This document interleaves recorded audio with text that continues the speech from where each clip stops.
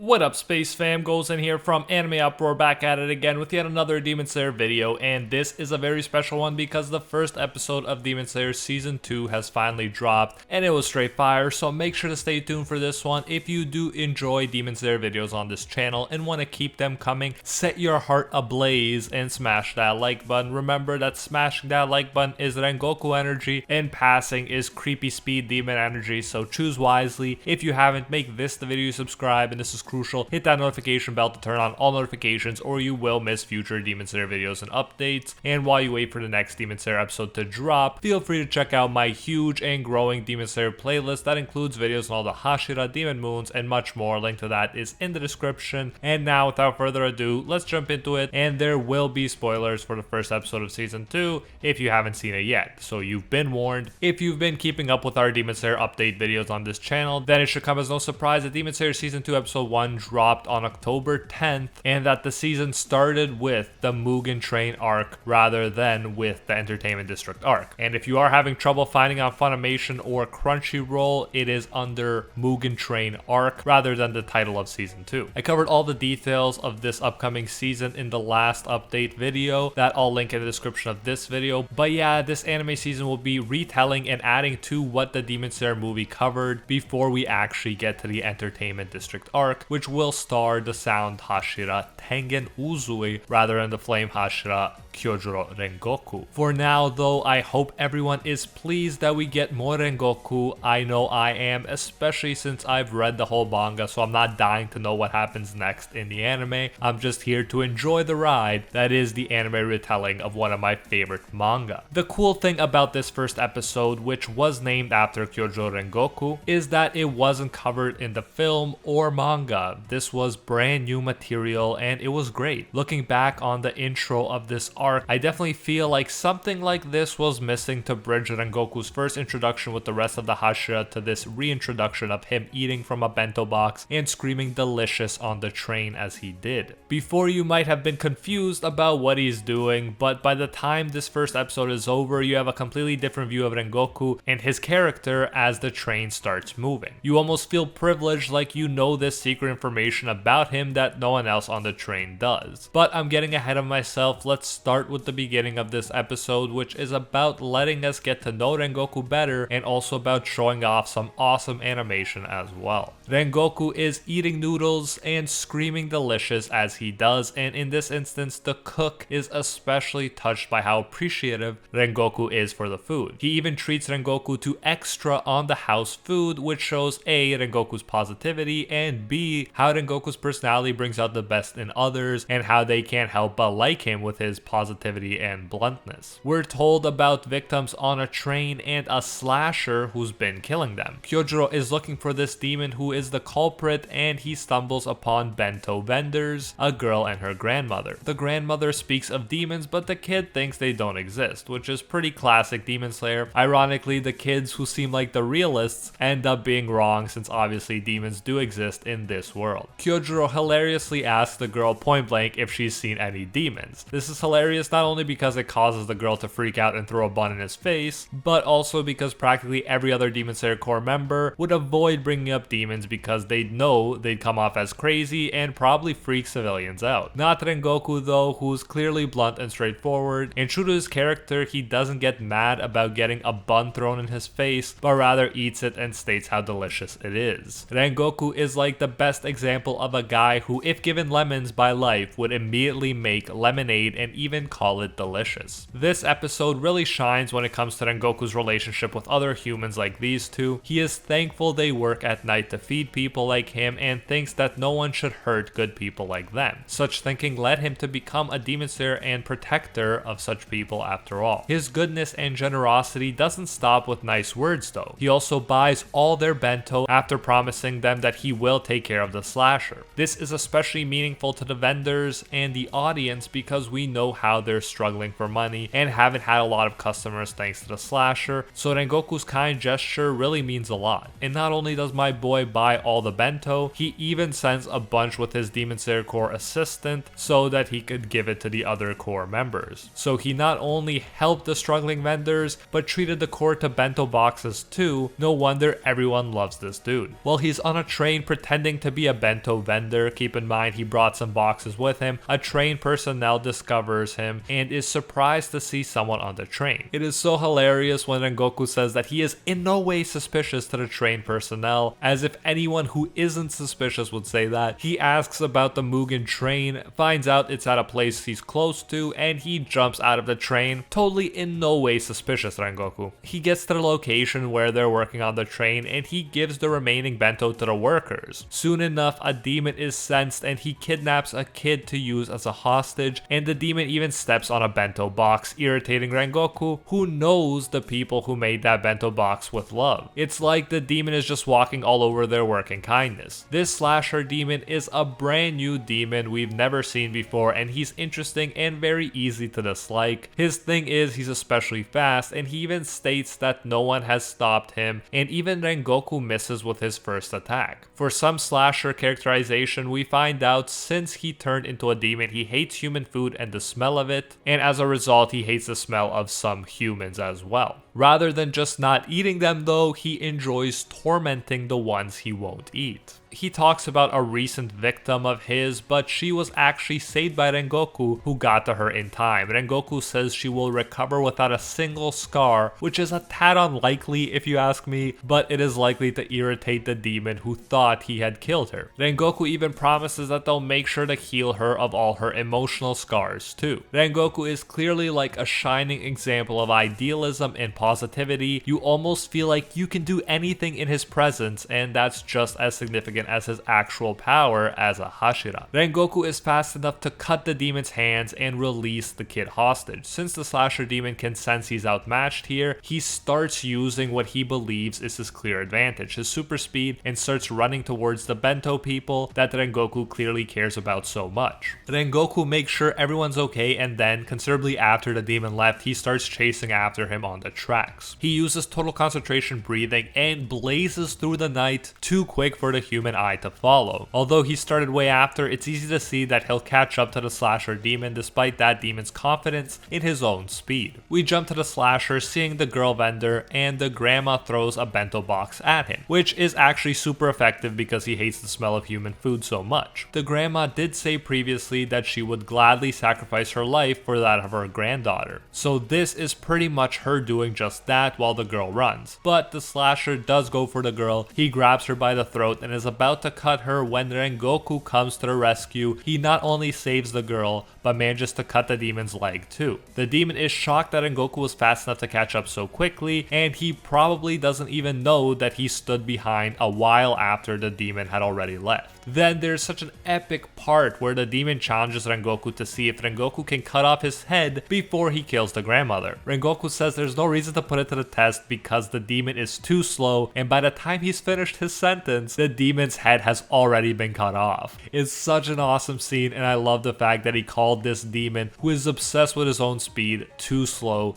It was the perfect thing to say. He completely shattered his confidence as he took away his life. It is only after he's cut him that he says fire breathing first form unknowing fire. I appreciate this because you always have dudes saying their attacks in anime ahead of time and giving it away, but here he attacked first and then said the name after, not giving the enemy time to prepare. In this case, he shot when he was supposed to shoot instead of talking, and I always appreciate that. The grandma also has flashbacks of Rengoku, although it was Kyojuro's father also saving her and her daughter 20 years ago from a demon. So it is actually thanks to Kyojuro's father that this grandmother, her daughter, and this granddaughter are alive today. Kyojuro lets her know that that was his dad and that he's following in his footsteps. Another important detail that will be very relevant later on, since one of the main aspects of Rengoku's character arc is his relationship with his family and father. He clearly has respect for his father and says he's honored to have protected them like his father did in the past. As the girl apologizes for not believing her grandmother about the demons, Rengoku is positive again, saying there's no better way to live than not believing and not running into demons. Later, we also figure out, thanks to Rengoku, that this demon was far too weak to have devoured 40 people, and there is a far more powerful demon on the Mugen train, which he'll board soon. And obviously, everyone who watched the movie knows exactly who this demon is. He runs into the vendors yet again, and they want to give him a free bento box. box. He wants to pay, but they insist, so he takes that one for free and buys the rest of the boxes. He promises to tell his father about them, bringing him up yet again, showing he's often thinking about his father. Then our main characters make an appearance as Inosuke is shocked by the iron beast that is the train and headbutts it to Zenitsu's great embarrassment. Meanwhile, Rengoku takes his seat on the train. We see some of the sickly kids who will play a role in this arc, and the train takes off as if telling us all aboard the new season of Demon Slayer. It's officially here. Rengoku digs in and screams delicious, just like he did in the manga and anime film. However, by now in this version, we have a much better understanding of his character, of his kindness, positivity, and bluntness. It's a completely different feeling than before, and I like it. Like I mentioned, I feel like we know something everyone else on the train doesn't about Rengoku, and it's a cool feeling. Now, after the new scenes, we're watching him eat as if he were a friend we care about rather than as a supposedly strong stranger. And that is it. A great start to the new season with some great Rengoku original content. Let me know if you enjoyed it and what you thought of the brand new demon we got here. Do you prefer this version or the old one where we start with Rengoku eating the bento? And in that version, we don't even know where the bento box came from. This version definitely makes the bento box much more significant, which I also appreciated. We also get some extra material after the episode of how the other Hashira think of Rengoku. Shinobu says he's a good person, though there are times where they are not on the same wavelength, and that to me is clear. He's blunt and honest, while Shinobu can definitely hide her true emotions. Tengen thinks Rengoku's flamboyant and sticks out even more than him, which is a huge compliment for Tengen, who is obsessed with being flamboyant. He also thinks Rengoku is a really great guy. Muichiro thinks he's like an owl and has a comforting voice. Pretty out there answer, what you'd expect from Muichiro pretty much. Mitsuri says he's like a super cool older brother and she had fun training with him. He would always dote on her. That's a cool detail too that they brought in here. You may not have known, but Rengoku was the one who trained Mitsuri before she became a Hashira. I like that they included that detail here. Iguro thinks he talks too much, which is probably the most negative thing anyone said, but Iguro also loves him and thinks he has a good personality. Sanemi also thinks he's a good guy and loves him. Gyomei thinks he's positive, never whines, and honest, all high praise. Finally, Gyu also loves him and says Rengoku often speaks to him. And for a guy like Gyu, who, let's be honest, is a bit short on friends, if you've seen all the memes, you know, that probably means a lot to him that someone talks to him and is trying to make him feel like he belongs. All in all, everyone loves the Flame Hashira Rengoku. He clearly spreads positivity and love, and although Inosuke keeps insisting on fighting him, he loves him too. It's impossible not to love this dude. Like Mitsuri, most of our main characters view him as a big brother. And so as far as a Rengoku tribute episode goes, this was pretty awesome, and it will definitely serve to make what happens in the Mugen Train arc hit us even harder. But that is it for this one. If you do want me to cover every episode like this and review it, let me know by smashing that like button and leaving a comment below along with suggestions for other Demon Slayer videos you'd like to see. Remember that smashing that like button is Rengoku energy